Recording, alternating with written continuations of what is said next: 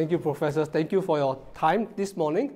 Firstly, allow me to extend my appreciation that you will spend the morning with me to allow me to share with you my thesis topic regarding assessing and understanding employee engagement of Generation Z through the case study of employees in China to steel industry. Today, in the next 20 minutes or maybe 19, I will go through a couple of areas. Largely, I'll introduce myself a little bit, and then we'll look at the research motivation objective. What are the literature that supports the theoretical framework, the methodology that we have went through to derive the results, and then we go into a discussion in terms of how does the result apply to the theoretical knowledge we have and also the managerial impacts, and lastly, the limitations of the research. A bit about myself. Once again, my name is Jason Leong. I have about 20 years of operation experience across different industry, oil and gas, pharmaceutical, manufacturing, and my expertise is really supply chain, operations, production, stuff like that. I have earlier has a bachelor. My first bachelor is engineer. I'm engineer at blood, so which is also quite a challenge for me to do a soft science topic. And then I move on to also industrial engineering in Georgia Tech and also supply chain masters in National University of Singapore. So the motivation. So the motivation of this question, I remember when I first started, I talked about motivation of employee, remote working. I talked to Professor Mitiev is that we have an employment survey that the group does every 3 years. And in 2019, we see a dip in the employment engagement survey. And then, of course, the management all sit in the same room. Okay, what are we going to do? Right, China is our biggest market. Engagement is dipping, the one-child policy, people start throwing ideas into on the wall, hope it stick. And then it's appalling that there's lack of science in what the business people try to solve the problem. Huh? Then eventually we end up, yeah, it's a Generation Z problem. They are the new problems, they are the new people, they are causing our engagement score to dip. Let's think about it later. Right, so that was really the motivation. I think there must be some science in it. Right, there must be something we can look at, and then I asked myself the question: is Generation Z indeed less engaged than the rest in China, which is the management myth, right? We believe that was the reason, and if they are or they aren't, what are the engagement antecedents for the employees in China, the Generation Z employees in China? So these two became the cornerstone and the research question and the research objective for the subsequent 4 years of my journey in the DBA. But before any research can be done, we need to look at the existing literature, and this is really the longest journey we have. And first we want to, it's a very long topic about employee engagement, so we try to understand what is employee engagement. Because even when the manager sits together and say, hey, an employee engagement score drop, huh? But what is that? Right, there was a survey done by our headquarters and some score drop, right? So the literature is extensive, and there have not been the best, but for the purpose of the research, I have decided to use a Shark 2010 definition for employee engagement, which is important for the subsequent literature review because this definition provides a holistic and complex view of employee engagement. It also shows the interplay between individual and the organization, so it's not, it's both ways, right? Individual engagement is caused by the organization. And lastly, it is relevant and significant because this definition shows us that by doing it correctly, it can direct the engagement energy towards a desired outcome. After reaching a conclusion on the definition of employee engagement, then we look at what is the established literature. Okay, so we know what is engagement, but what influence engagement? What are the antecedents?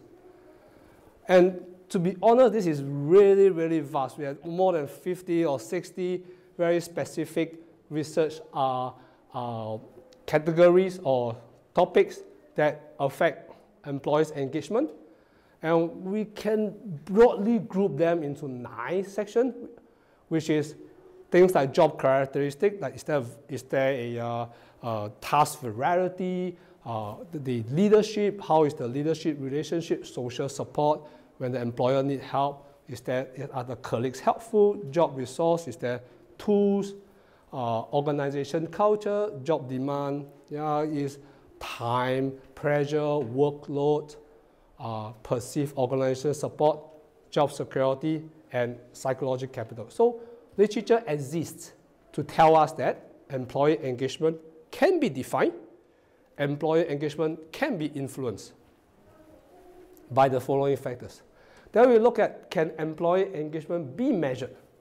Right, there is not as many, maybe about 10 scales that commonly used, but really 6 scales are the more common one that is from the literature being used to measure employee engagement.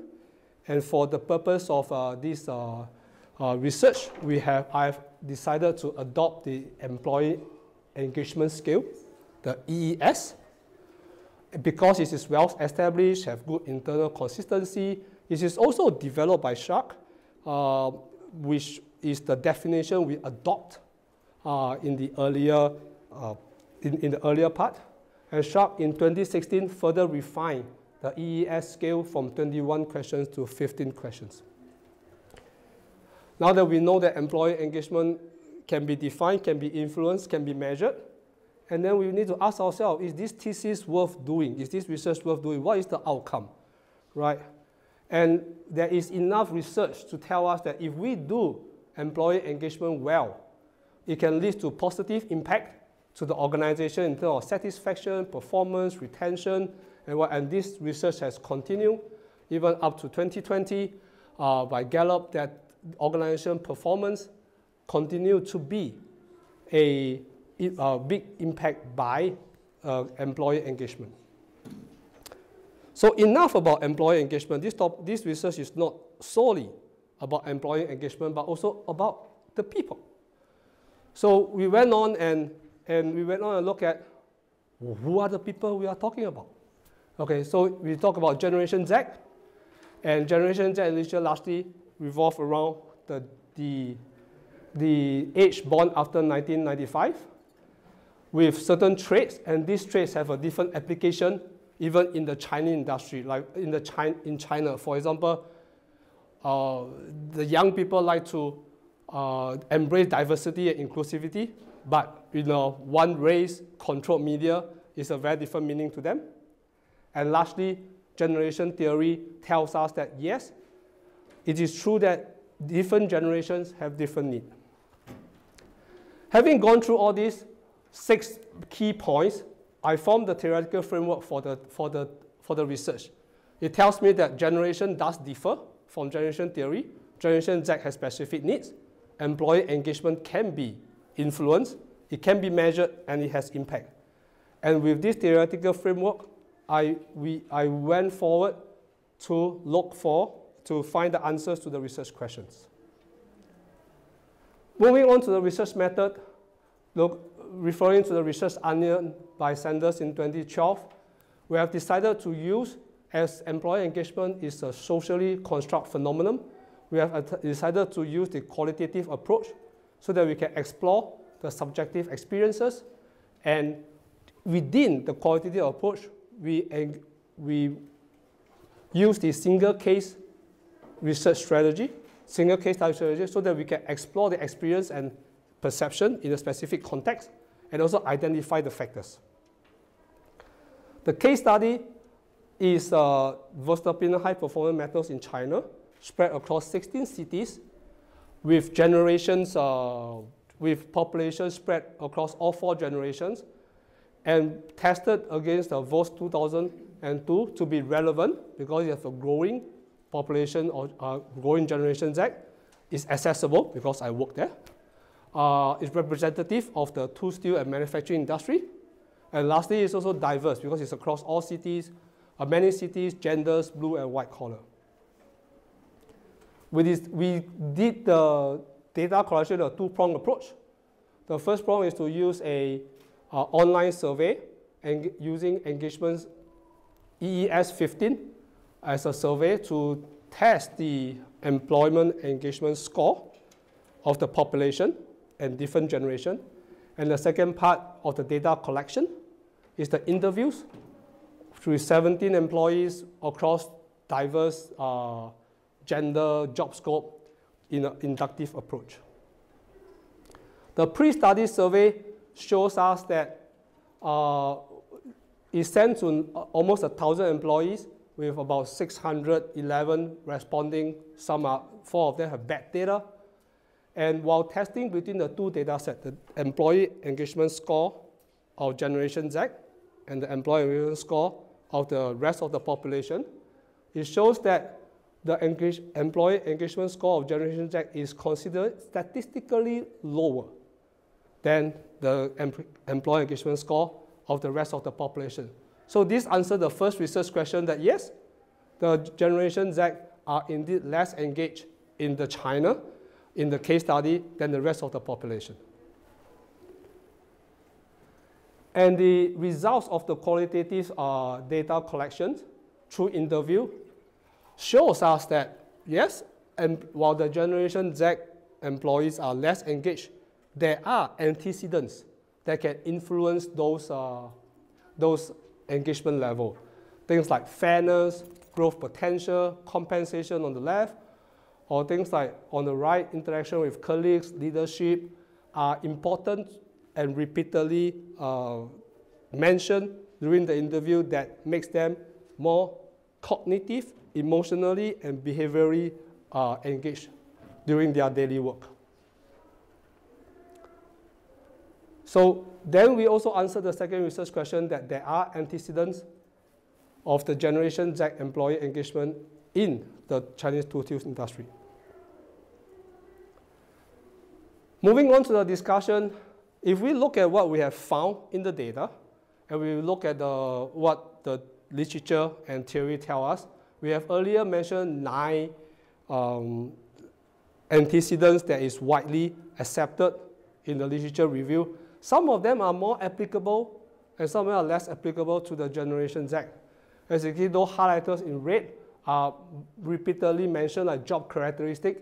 They really want the opportunity to learn in terms of the job characteristic. They want to have opportunity to give feedback. And in terms of leadership, in terms of social support, they see co-workers as a very, very important. Co-worker forms a very important part. Just having somebody to go for lunch together with is a bigger part than, for me, sometimes I like to eat alone, but for them, no. Maybe they want, and then also relationship with the supervisor, not unlike my time in Chinese, supervisor is the king and you don't talk to him unless he talk to you. But they see that kind of relationship as support. Job resource, autonomy, feedback, and also perceived organizations support in terms of fairness. They want the organization to be fair. They always feel undermined because they are younger. They feel that they are not. Given the full potential just because they are younger and they have not the experience, even they have the skills. So they want a fair organization. They want to feel supported and valued. So having said that, what we find is not too much different from what the theory already have, right? It's a subset that not all antecedents in the literature apply to the younger generation. Some are more and some are less.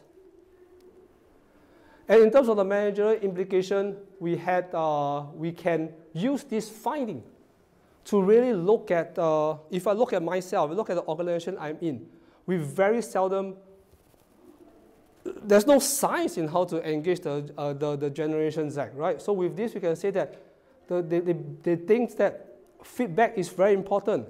right? For us, if my boss asks me into the room, it's a bad news, huh? But they like to come to my room every week and talk to me.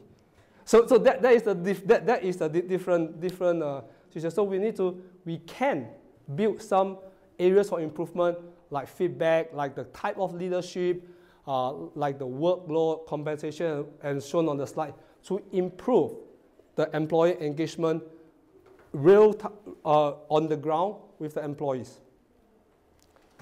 And in terms of managerial impact, personally, for myself and the colleagues I share this with, I think we really understood what made them tick.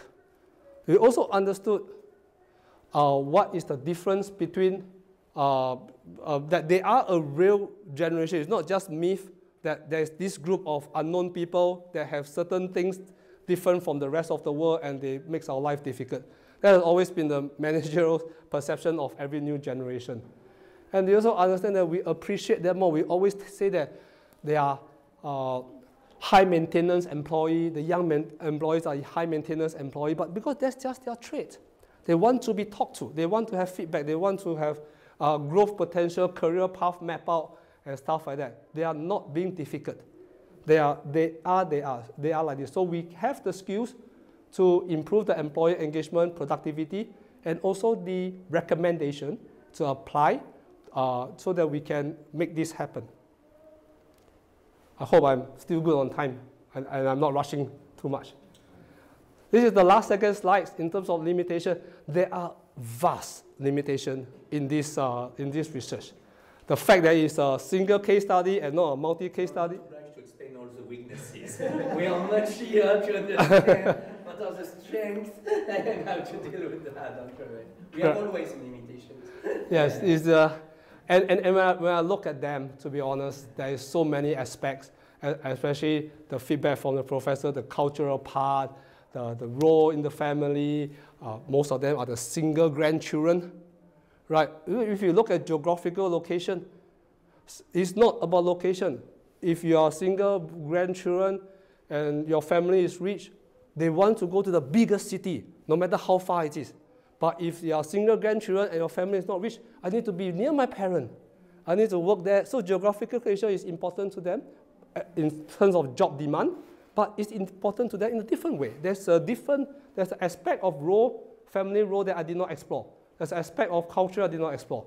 So there is definitely limitations to the research that I recognize, but that is also an area for further research. So in conclusion, we acknowledge that employee engagement can be measured, can be influenced, and have significant impact. That is shown in the literature review and acknowledged by all. There's established antecedents, and we also know that Generation Z are different. And also significantly less engaged from the case study. On the fourth point, Generation Z employees can be impacted by certain factors like compensation, leadership, growth potential, which is what we found. And more importantly, from a managerial perspective standpoint, organization can no longer treat them as an unknown workforce. While you can look at one of the weaknesses of the thesis is that the percentage of Generation Z is not a lot, but it is growing. We can no longer say that, hey, it is okay. They can conform to us. They will not conform to us, and we have to conform to them. We must adapt to the unique expectation to enhance engagement, and this study contributes by integrating what is already in the literature to the qualitative findings, and also provide recommendation focus area for the management. With that, I thank you for your time, and I hope I'm not rushing through. I can hardly hear myself. I hope you can hear me.